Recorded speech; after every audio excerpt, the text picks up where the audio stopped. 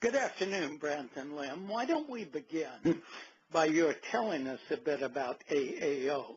Brent, you want to take this? Sure. Well, the AAO is the oldest and largest dental specialty organization in the country, and it goes back. Its roots go back to the year 1900, so it's been around more than 100 years. And during that whole time, its focus is really to support orthodontists and then indirectly to support great orthodontic care for their patients. So as you might imagine, its mission has changed significantly over the years from 1900. And most recently, we've, kind of redefined, refocused, and our mission today reads that we exist to advance our members' success through education, advocacy, and research that drive excellence in patient care. So it really is an organization that supports orthodontists in all that they do and provides various benefits and services and programs to allow orthodontists to provide the best possible care to their patients. And Lynne, you may have some information, more specifics on the organization itself.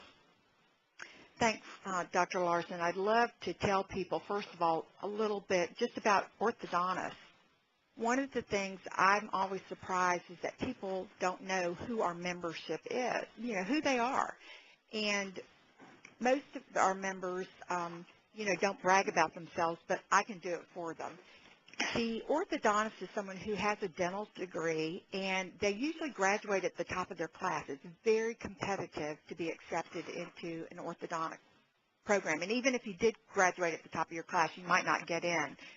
They then go on to further education, another 2 to 3 years, and then come out and they're ready to practice. So when I tell people that, they're like, wow, these are really amazing people. And on top of that, they're very well-rounded. Not only are they just great professionals, but oftentimes they have other varied interests in their lives. So it's just a great group of people to work with, and I think because of their background and their personalities, it really helps to make the AAO a stronger organization, a very viable organization, and one that keeps moving in the right direction. Just to now, give Lynne, you little... mentioned 2 or 3 additional years of academic work after receiving the dental degree. Is there a kind of board certification that comes at the end of that process, or? There is a board certification that orthodontists can take. It's through the American Board of Orthodontics. It's not under the AAO, and it is totally voluntary. And Dr. Larson, you're board certified. Do you want to say anything about that? Well, sure. It's an elective process that orthodontists may choose to go through, and it's basically a self-improvement sort of focus to make sure that you stay current on procedures and knowledge and evidence in today's world. So it's certainly something that the AAO has supported, but as Lynne mentioned, it's an independent organization that does that certification. Well, thank you. Doug, just Brent? one other thing. Yes. I think that the people listening would find fascinating. I found when I came here almost 90% market share for orthodontists to join our association, which is really great. Now, how many members do you have now? Well, we have 19,000 members. Okay. And the country's divided up into 8 constituency groups, and our premier meeting is our annual session, which about 20,000 people come to. So we have a lot going on. Well, you certainly do. Now, Brent, not too long ago, I don't recall exactly when, the board appointed Lynne, your new executive director. Tell us a bit about the search process. What led you and your board colleagues to decide that Lynne was the person to fill the position? What attributes and qualifications really sold you on her? Just tell us about that process. Sure. Well, when we found about a year and a half ago, we found ourselves in need of recruiting a new executive director. And so one of the really important points is that we had a president that was just rotating off that was willing to serve as an interim executive director, a very knowledgeable and trusted individual that we knew could handle keeping things together. What that allowed us to do was go through a very intentional process of figuring out what do we need. We weren't in a hurry. We wanted to clearly define who we needed to lead our organization into the future. As I mentioned, we had just gone through a new strategic plan process, so we had this mission and our vision focused, and we needed the right person to lead us forward. So we engaged a search firm that helped us put together a position profile based on a lot of interviews with all sorts of individuals, those that were actively involved and those that were not actively involved. And we reached out to vendors and consultants in our industry. And what we found is that we needed somebody with some really essential skills. We needed somebody that was forward-thinking, energetic, and optimistic, and that was one of the key things that Lynne brought to us. We needed somebody that could inspire confidence and establish a sense of common direction and vision. And again, Lynne was very strategically oriented, and that's what we thought was really valuable. We also needed somebody that had a strong business acumen and could understand finance and all the things that are important to the success and sustainability. And then we needed other things like they had to be diplomatic, could think on their feet, could write well, and were politically astute.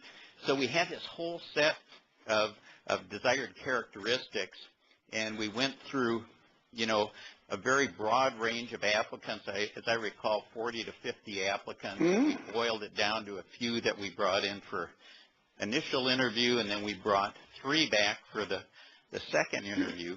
And after all that, Lynne bubbled to the top, again, mostly because she had the right blend of those important characteristics that we needed. Now, the important thing was she knew nothing about orthodontics, and which has proved to be interesting in a couple of ways. One is that it's required a little extra time and effort on some of us to help inform her, but more importantly, she brought in a vision that didn't have the inherent bias that, is maybe with somebody that came up through the organization. So all in all, that's kind of the process we went through, and I have to say we're extremely pleased at where we ended up. Great. Now, Lynne, I'm going to toss you a question. Brent has told us what sold him and the board on you. What sold you on AAO? What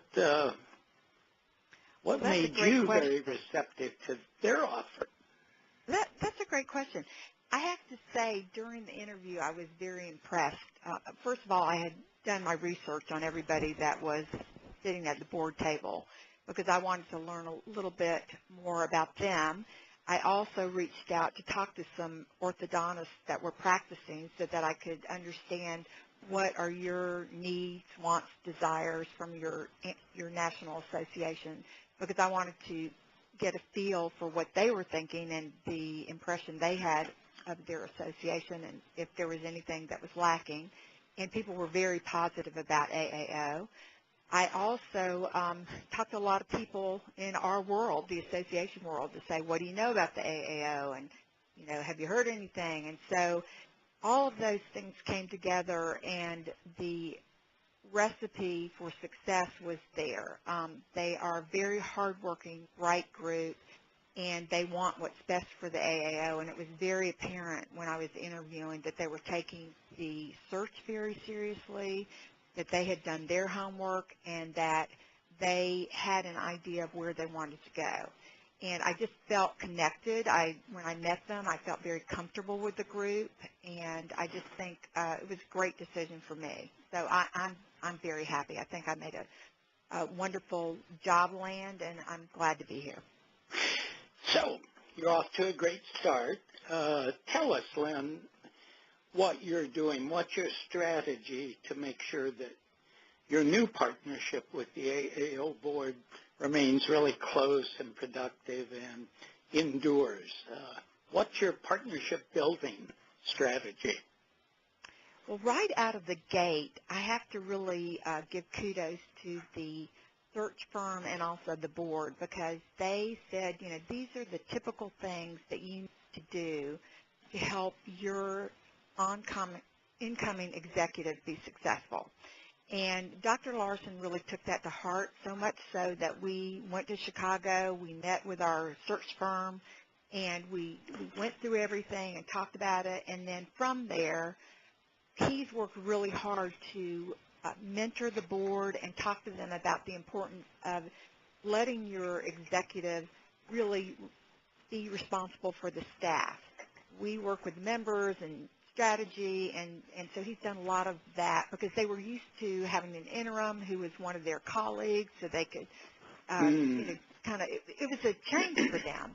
And so he's done a really good job at that. The other thing is we do schedule a weekly call. Now, have we met every single week? No, because sometimes we have a board meeting like we do this week.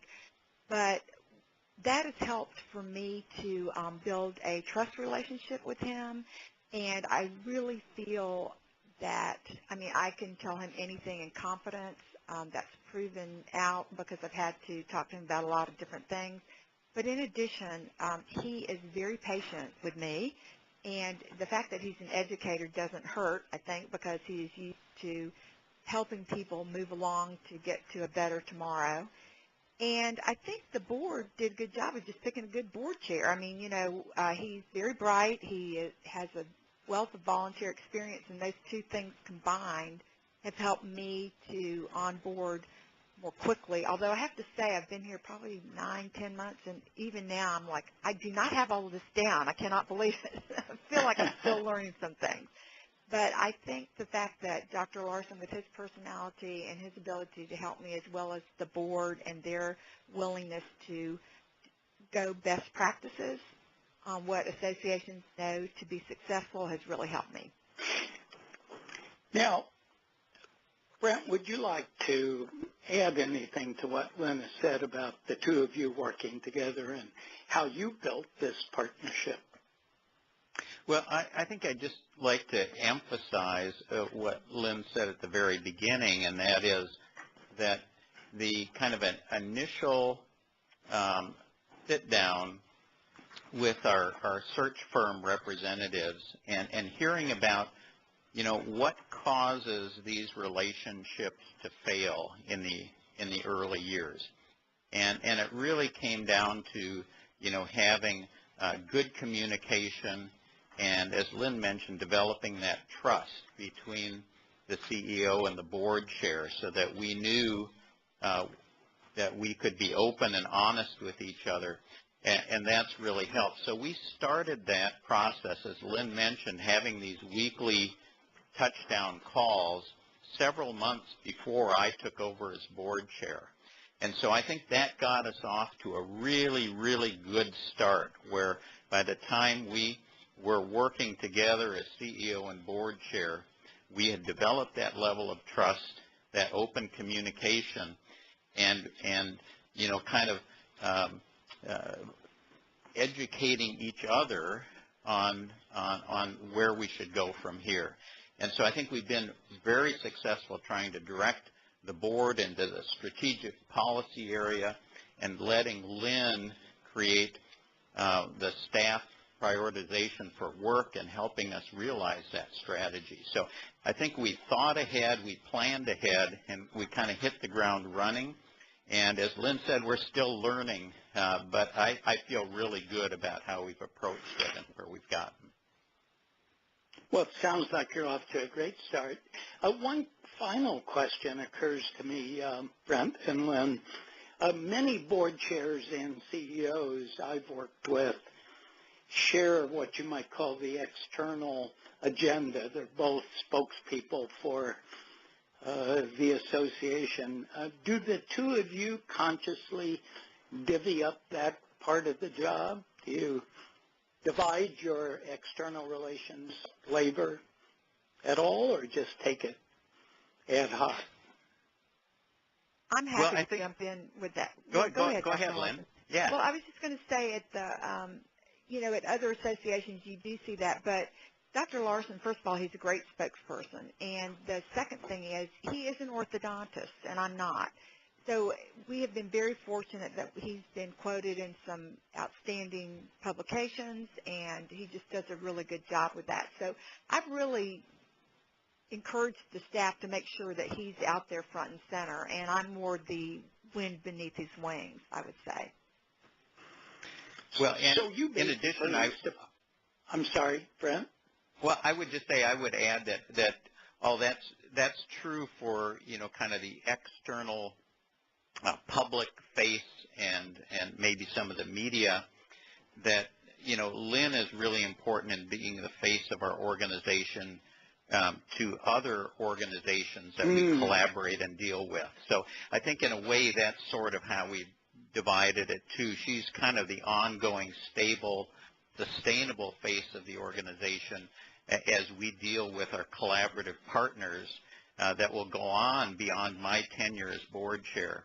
And I kind of take on those more public media sort of requests that really do require oftentimes an orthodontic specialist to be giving that opinion. So I think that's, a little bit on an ad hoc basis, but that's sort of how we've divvied that up. Well, that does sound like a pretty rational division of labor, with